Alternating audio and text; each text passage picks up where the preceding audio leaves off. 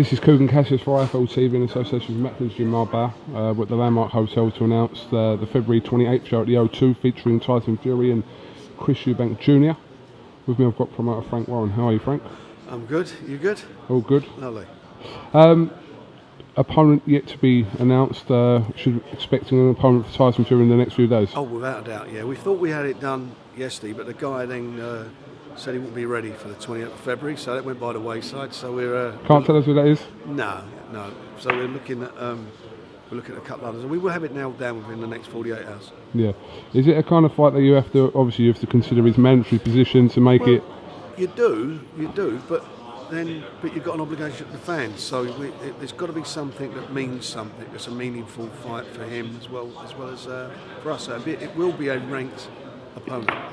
Is Tyson's inactivity the main reason you want to obviously get him out before facing someone like Klitschko, because he's sitting on a mandatory position as we speak? Yeah, well, otherwise he'll be hanging around till June, July and not fighting. I don't think that would do him any good. I mean, it was always that the winner of the fight between him and Derek were going to fight on the 28th of February. So Tyson's the winner, and that's what he's doing. Tyson's been adamant for the last year and a half that Klitschko wouldn't fight him. Speaking in the press conference, he still sort of has his reservations about that, but he said obviously you, Mick, and that think otherwise, that the fight will with Klitschko happen. Well, if it doesn't, he'll get stripped. The fact is the WBO said that he has to. Klitschko is allowed to fight in March, and then after that fight, 30 days to negotiation, or we go to purse bids, and that's where we are. What I did, I wrote to Burnt Bond, his K2, I sent him an email quite a few weeks ago saying to them, look, why don't we just cut to the chase and do the fight between Tyson and Vladimir in March? Makes more sense, but they've not even responded to it. When was that sent? Recently? It was about 3 weeks ago. This is the week after same week as he fought Derek, so what's that? A couple of weeks, 3 weeks ago. Should have told me. I saw Tom Loeffler the other day. I would have asked him. Get on to him. I'll send you a copy of it. You can have a look at it. You know, we want to get it on. I mean, they're obviously going to watch this, and the name of the game is for them to get the fights that the fans want to see. I mean, no one keep going picking guys easy touches. This is a good fight, and this is what the fans want to see. They want to see the best fighting the best. You mentioned before, obviously, you had Klitschko over here for Herbie Hyde years ago. Klitschko now doesn't usually come out of Germany. Well, he did. Was it last year or this year? Might have been. I'm not sure. When he went to Russia. Oh, of course. Serious chunk of money up to get him over there, but. Sometimes that's the answer to it. You go to the purse bids. Who knows? I mean, if you want to be Muhammad Ali went on the road. Mike Tyson went on the road. Good fighters go on the road. And why shouldn't he do that? If he don't, he don't. I don't think that he does want to fight Tyson. I really don't believe that.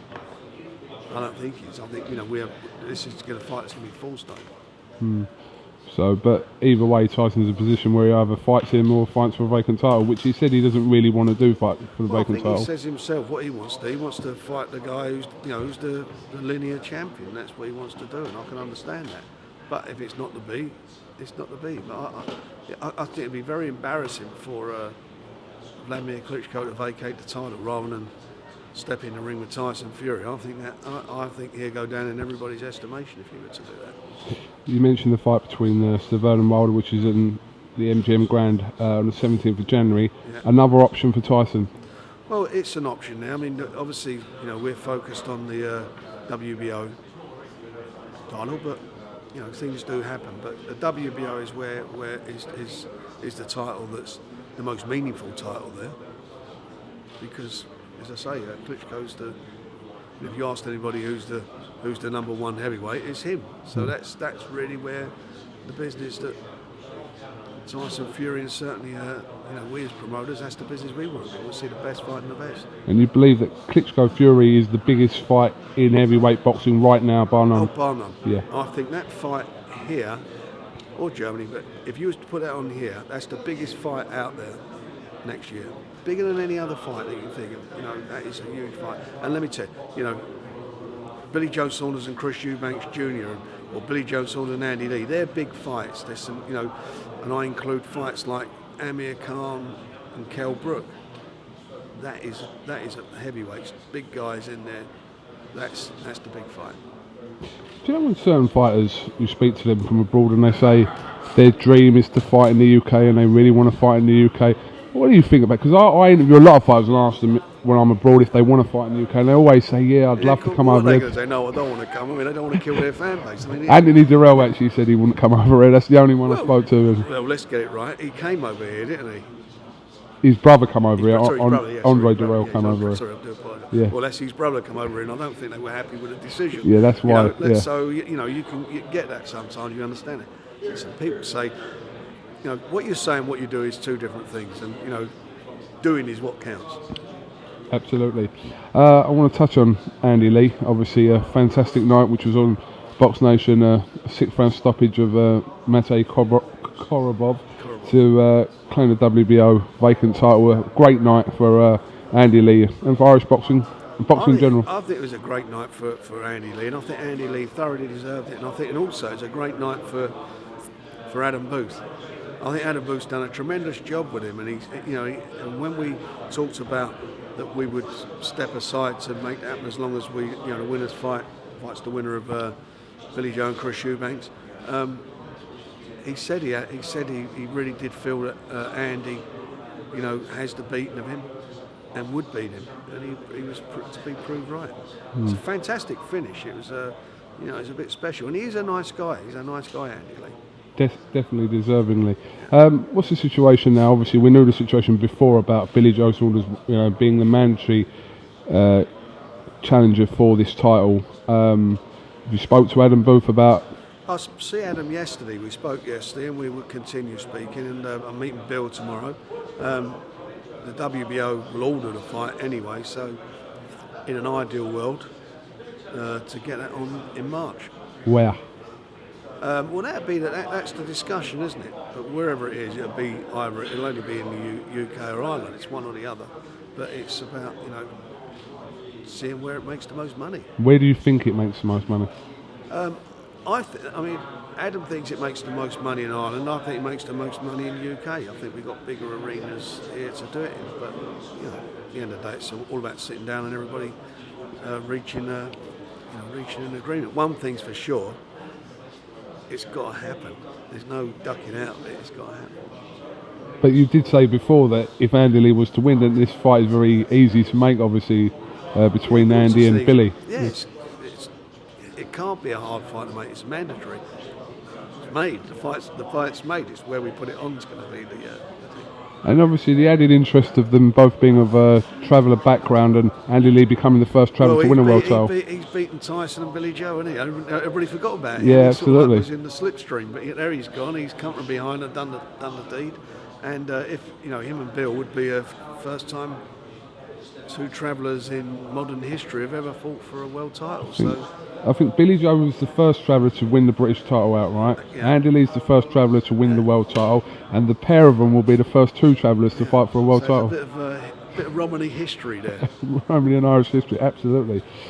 Chris Eubank will make his return to the ring on this bill at the O2, Frank. What kind of opponent are we looking for Chris Eubank? He'll be in a title fight. I'm meeting with his dad, I hope tomorrow, and we'll nail it down.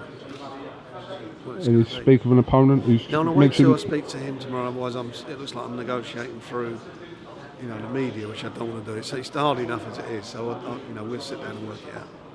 Okay, and obviously this bill here is a cracking bill here. It's got Liam Walsh and Craig Evans, two undefeated fighters again. For the British Commonwealth Super Featherweight titles, a great fight. We've got a final eliminator between two undefeated fighters, both from 14-0, Armit Patterson and Glenn Foote. Lewis Petit's on there, Frank Buglione's on there in a decent fight, Bradley Skeet, he'll fight for a title. So, plus all our young kids. It's going to be a very, very exciting evening. One thing, what I can guarantee is that the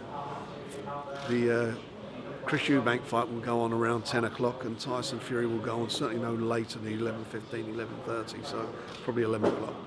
They'll be nailed in, so there'll be none of those problems that we had. What are you setting the O2 up for, Frank? It'll be set up for its full capacity. Oh, really? Are you confident of doing that? Yeah, I would think so. I mean, it's a good show. I mean, if I can get the opponents, if I can get the opponent I want to get, and everybody agrees for Tyson, that would be a good fight. And Chris Eubanks, if we can make the fight I want to make, I think everybody's going to be happy. Can I ask if you saw Amir Khan's performance over the weekend? What did you make of him? I thought it was excellent. I thought he showed a lot of maturity. He didn't let his heart rule his head. He fought very controlled. He controlled the fight from start to finish. He didn't lose a round, in my opinion. He showed what he's good at doing, what he's good at. He's got fast hands. He's got good footwork, and he done it. He got in, done his work, and got out rather than left himself there. The difference is with Devon Alexander, he's not such a massive big puncher, and Devon Alexander, I took him, he was fighting for an opportunity to fight for a world title. You would have thought he would have shown a little bit more desire, but then again, Amir didn't allow him to. But with Amir, the danger is when someone starts firing or catches him, and he gets seriously engaged in trading, that's when his heart rules his head, and that's when he becomes vulnerable and he can be clipped. And if he can control that, he's a different type of fighter. And there's all talks about who he's going to fight. If he fights Mayweather, obviously that's a totally different type of fight. Mayweather's a counter-puncher, different styles. He's got speed, Woody, and they compare about what the Medina fight with Mayweather. Just park that one up. That's Medina had to give Amir a lot of problems as well. And it's not that he's a great, Medina's a tough fighter, he's strong, jumps on you, roughs you up, and that's how he is. If he fights Amir, it won't be that type of fight at all. The talk in Vegas all week was that Mayweather calling Pacquiao out on live TV. That makes all the sense, doesn't it? I mean, hopefully they'll get it on before they start taking their pensions. It's a fight that the fans want to see. It's the biggest fight out there, and it'd make a lot of sense to get that on May the 2nd for the two guys. I think that it could well happen now. Well, if it does happen, make sure you get this on Box Nation. Well, we'll do our best as we always do. Floyd's and Manny's last how many fights have all been on Box? I think. Floyd's fights since Box Nation started have all been on Box Nation, so we've been big supporters of Floyd and as we are of Manny Pacquiao. So we'll do our best to get that. Be interested to see with them what happens, who Amir fights. And he's right. The big fight for him over here in the UK, without a doubt, is him and Kell Brook. However, don't mean that much in the States. Kell Brook doesn't mean anything in America yet. He does, he's not, he's not a big name fighter out there. So, it could happen. It's going to be a big 2015 anyway. All right, Frank, well, listen, thanks for talking to IFL TV. I don't think we'll speak to you again this year, maybe? Well, we'll be announcing, we're announcing tomorrow our Liverpool show. Okay, at the Echo. At the Echo, so that's a good show, a really good show. All right. Well, thanks for talking to us again, and have a great Christmas, Frank. And you, young man, and to all IFL, Box Nation, and boxing fans. Hope they'll have a fantastic Christmas and look forward to a really cracking 2015 for everyone. Lovely. Thank you very much. Cheers, mate.